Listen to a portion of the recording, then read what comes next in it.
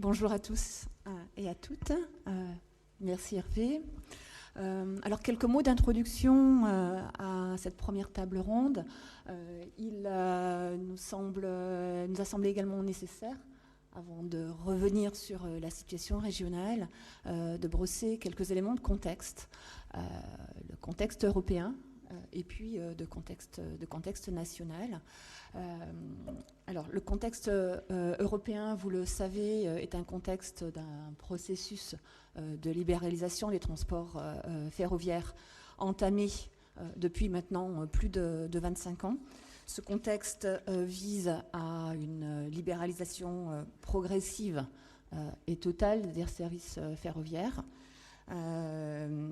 Cette mise en œuvre, et vous allez le voir, était conduite de manière hétérogène dans les différents pays communautaires et aboutit à ce jour à des résultats qu'on pourrait qualifier de très nuancés, voire globalement mitigés. Alors, est-ce que je vais y arriver? Au secours. Où est la technique? C'est bon, merci. Voilà. Je ne suis jamais très douée en termes de technique. Voilà. Donc il y a un long processus de textes réglementaires européens qui date non pas d'hier, non pas des 3 paquets ferroviaires de 2001, 2004 et 2007, mais déjà des germes du traité d'intégration avec l'acte unique de 1986-87 qui avait déjà en ses germes l'émergence d'un secteur concurrentiel. Puis il y a eu toute une série d'étapes qui ont consisté à viser à séparer l'infrastructure, la gestion de l'infrastructure et puis l'exploitation des transports, qui ont amené également à libéraliser le transport de marchandises, de fret ferroviaire, puis ensuite le transport international de voyageurs, et qui maintenant, pour les derniers pays qui sont concernés, vise à prévoir les conditions de libéralisation du transport national de voyageurs et du transport régional. Ces réflexions-là sont inscrites dans le 4e paquet ferroviaire qui a été approuvé par la Commission de transport fin 2013 et qui sera soumis au vote du Parlement début 2014. Ce 4e paquet ferroviaire vise notamment à la poursuite d'une stricte séparation entre gestionnaires d'infrastructures et opérateurs de transport, d'une part, mais également précise un calendrier de modalités d'ouverture du transport des services régionaux à un horizon qui pourrait être 2019-2022. Alors, certains de nos pays voisins, je recommence. Voilà. Certains de nos pays voisins sont déjà inscrits dans ce processus de libéralisation.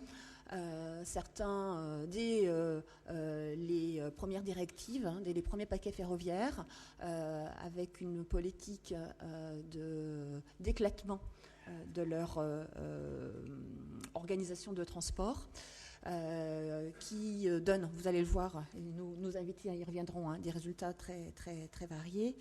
Ce qu'on constate, c'est que dans les faits, la mise en œuvre d'une très stricte séparation entre gestionnaires d'infrastructures, d'une part, et opérateurs de transport, d'autre part, apparaît très complexe. Il n'y a pas d'émergence à ce jour d'un modèle opérationnel qui soit satisfaisant, soit d'un point de vue de performance des transports, des services, soit d'un point de vue, soit au regard de la Commission européenne. La désimbrication des services ferroviaires accentue la complexité du système. Elle accentue les problématiques de régulation entre les acteurs, elle amplifie les surcoûts de régulation et de coordination. Donc il y a une vision théorique hein, du schéma de libéralisation des services de transport qui bute contre ce qu'est la spécificité d'un système maillé ferroviaire très fortement imbriqué dans les territoires et la vie socio-économique des différentes régions. Deuxième constat, à ce jour, il n'y a pas de corrélation franche entre libéralisation du transport ferroviaire et rééquilibrage de la part modale entre la route et le fer. Vous pouvez ou on peut positionner les différents pays en fonction de l'état d'ouverture de leur marché. Il n'y a pas de franche corrélation entre une part modale, un transport ferroviaire qui globalement reste faible, trop faible, et l'ultra-domination de la route.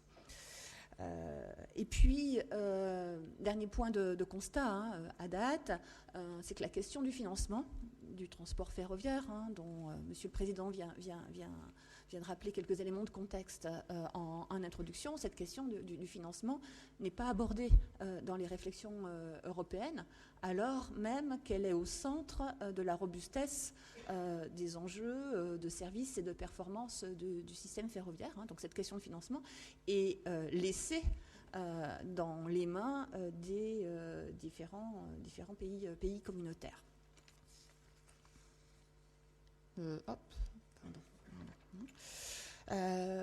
Nous avons tenté de positionner sur ce diagramme les différents pays communautaires en fonction des modèles de libéralisation qu'ils ont entrepris. Alors vous avez sur votre côté gauche les modèles les pays qui ont cherché assez rapidement une très stricte séparation de l'infrastructure et qui ont conduit rapidement des réformes avec plutôt une faible implication de l'État, tout du moins dans un premier temps, hein, parce que notre ami anglais y reviendra peut-être, le gouvernement anglais a dû se réimpliquer à un moment ou à un autre plus fortement dans le pilotage de sa politique ferroviaire.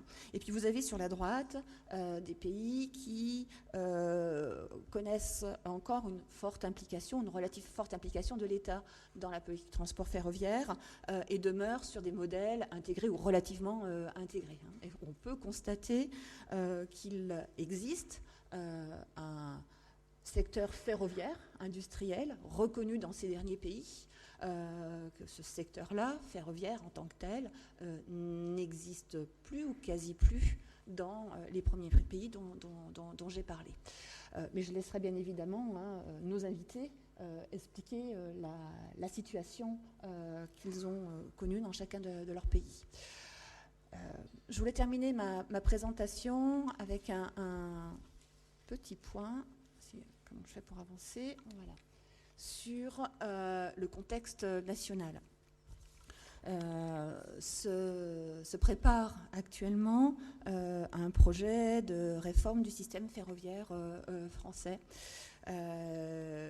Ce projet de système ferroviaire français trouve sa genèse d'abord dans le constat d'une organisation actuelle qui est à bout de souffle, qui fait peser trop de dysfonctionnements importants pour les usagers, mais également pour l'organisation ferroviaire des régions et de la SNCF, à savoir la stricte séparation entre un gestionnaire d'infrastructure propriétaire du réseau et un gestionnaire d'infrastructure délégué en charge de la maintenance au sein de la SNCF. Cette réforme-là vise également à poursuivre la mise en conformité de la France avec les obligations européennes. On la qualifie de réforme équilibriste, vous y reviendrez, mais également d'impossible quadrature du cercle. Alors, comment on fait ? j'ai un petit peu... Voilà. Car notre pays, dans ses réflexions actuelles, se retrouve dans une articulation où il faut respecter les dites obligations réglementaires d'ouverture totale du marché de transport national ferroviaire. Mais il y a également l'enjeu du système ferroviaire et de la stabilisation de la dette publique nationale qui est au cœur des réflexions. Il y a également un enjeu majeur pour la compétitivité de nos territoires à rééquilibrer la part modale entre le fer et la route. Pour le fret, bien évidemment, mais pas que pour le fret. Et puis, il y a des enjeux, et je pense qu'on y reviendra dans la deuxième table ronde, à refonder une nouvelle gouvernance, peut-être sur des nouvelles bases, entre les différentes parties prenantes, l'État, les usagers et, bien évidemment, les régions.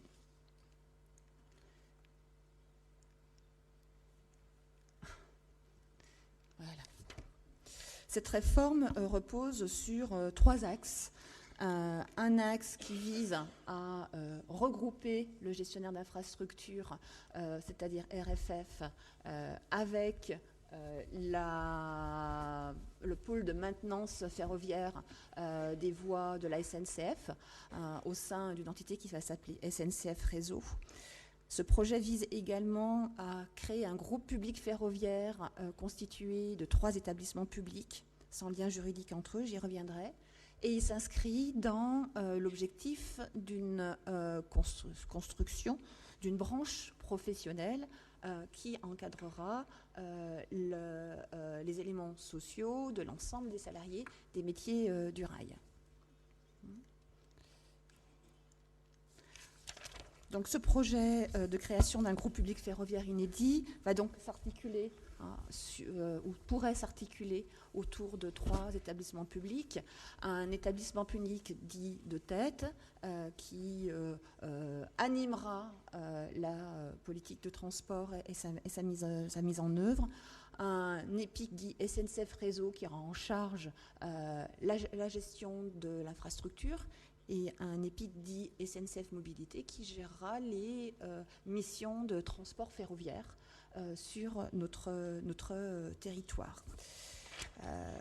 Cette réforme porte en son sein de vraies opportunités, ne serait-ce que la possibilité d'avoir un gestionnaire d'infrastructure unique, le maintien d'un pôle public ferroviaire national de référence, le fait que la SNCF est d'emblée positionnée comme l'acteur central de la future branche ferroviaire.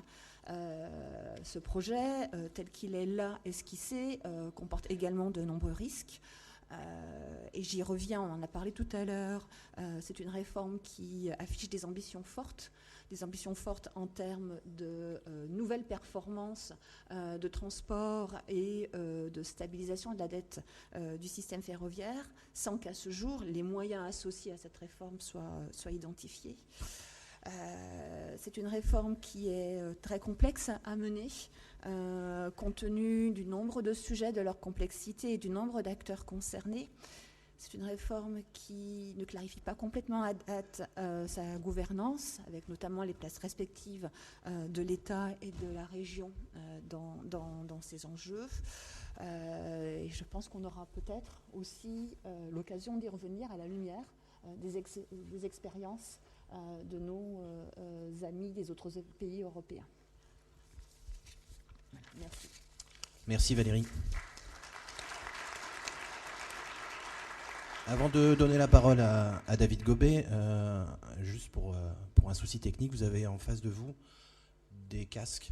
Voilà, le canal 2, c'est le langage français, le canal 1, le langage anglais, et le canal 3, le langage allemand. Voilà.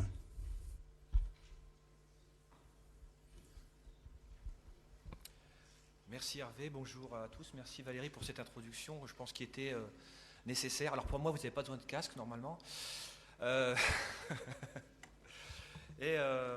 Donc voilà, nous avons fait nous avons situé le contexte européen et situé aussi les enjeux brièvement de la future et les enjeux de la future réforme ferroviaire. Avant de passer la parole à mes à mes collègues européens et français. Je voulais tout d'abord excuser M. Serge Piteljon du syndicat belge de la CGSP qui ne pourra pas être présent puisqu'il est souffrant. Donc on l'excuse, Serge. On dira quelques mots je dirai quelques mots sur son intervention. Et avant